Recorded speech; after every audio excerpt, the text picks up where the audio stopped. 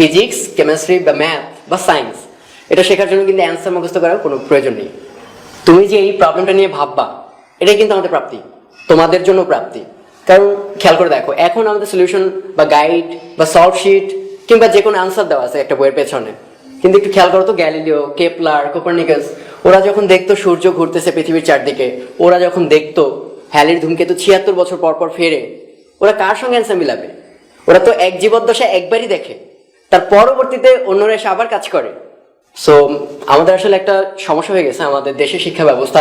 আমরা সবাই খালি বলি যে আমাদের শিক্ষা ব্যবস্থা খারাপ খারাপ খারাপ, আমাদের ইফেক্টিভ শিক্ষা ব্যবস্থা নেই। কিন্তু সবচেয়ে প্রয়োজনীয় যে বিষয়টা, শিক্ষা ব্যবস্থা সুন্দর করার জন্য আমাদের নিজেদেরকেও সুন্দর হতে হবে। আমাদেরকে কমপ্লিট আনসারের উপর ডিপেন্ডেন্স একটু কমাতে হবে। আসলে একটু কমানোর কথা না, কমানো উচিত কমপ্লিটলি। এবং উপরের ক্লাসের বইগুলোতে দেখবা আনসার দেওয়া থাকে খালি বিজোড়গুলোর, খালি জোরগুলোর, কিংবা কয়েকটা সিলেক্টেড প্রবলেমসের। এর অর্থ কি? ওরা কি বাকিগুলো পারে না? অবশ্যই পারে। তার অর্থ হচ্ছে এই যে অ্যান্সার আমি দেবো কেন? তাহলে তুমি কমপ্লিটলি ডিপেন্ডেন্ট। ওই অ্যান্সার মিলানোর জন্য কোন প্রক্রিয়া আগানো লাগে, তোমার থিওরি ক্লিয়ার না। অ্যান্সার মিললে তখন বোঝো যে আমার থিওরিটা বোধহয় এমন হলেই ভালো হয়, বাকিগুলো ভুল। হ্যাঁ, তাই থিওরিটিক্যালি সঠিক যদি তুমি থাকো, সঠিক অ্যান্সার আসতে বাধ্য।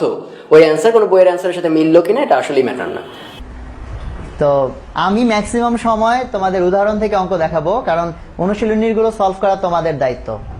কে কতগুলো অঙ্ক অ্যান্সার করতে পারে এটার চেয়ে অনেক বেশি ইম্পর্টেন্ট কে অঙ্কগুলো নিজে নিজে করতে পারে। মনে করো আমি তোমাকে একটা একটা একটা করে ধরে ধরে অঙ্ক শিখিয়ে দিলাম, অনুশীলনীর 10টা, এবং তুমি সুন্দর ওই 10টা করতে পারো।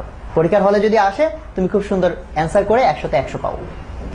আর অন্যদিকে একটা ছেলে, তাকে কেউ শিখিয়ে দেয় নাই, সে 10টা অঙ্ক পারে না, সে মনে করো মাত্র 5টা পারে বা 6টা পারে, বাট নিজে চেষ্টা করে পারে। পরীক্ষার হলে ও হয়তো ফুল মার্কস পাবে না, বাট আমার বিবেচনায় এবং পুরা বিশ্ব এখন যেভাবে বিবেচনা করে, সেই বিবেচনায় সেকেন্ড ছেলেটাই উত্তম, কারণ সে অঙ্ক নিজে করতে পারে। কে কত বেশি অঙ্ক করতে পারলা তাতে কিছু আসে যায় না, কারণ যে প্রথম ছেলে সে অন্যেরটা দেখে দেখে শিখেছে। এটা এক ধরনের চুরি, নকল বা কপি বিদ্যা, যে একজন সাথে আমি কপি করেছি, কপি করে আবার পেস্ট করে দিলাম, মানে এক ধরনের কি বলে, এক ধরনের চুরি বিদ্যাই বলা চলে এটাকে। কিন্তু আমরা বলবো যে পড়ালেখা আসলে সেটাই যেখানে তুমি নিজে নিজে করতে পারো। তোমার যদি এই যোগ্যতা তৈরি না হয়, তাহলে আসলে পড়ালেখার কোনো অর্থ থাকবে না তোমার। ঠিক আছে? কাজেই তোমাদের অনুশীলনীগুলো, অঙ্কগুলো তোমরা কখনোই অন্যের উপর নির্ভরশীল হবে না। সবসময় নিজে চেষ্টা করবে।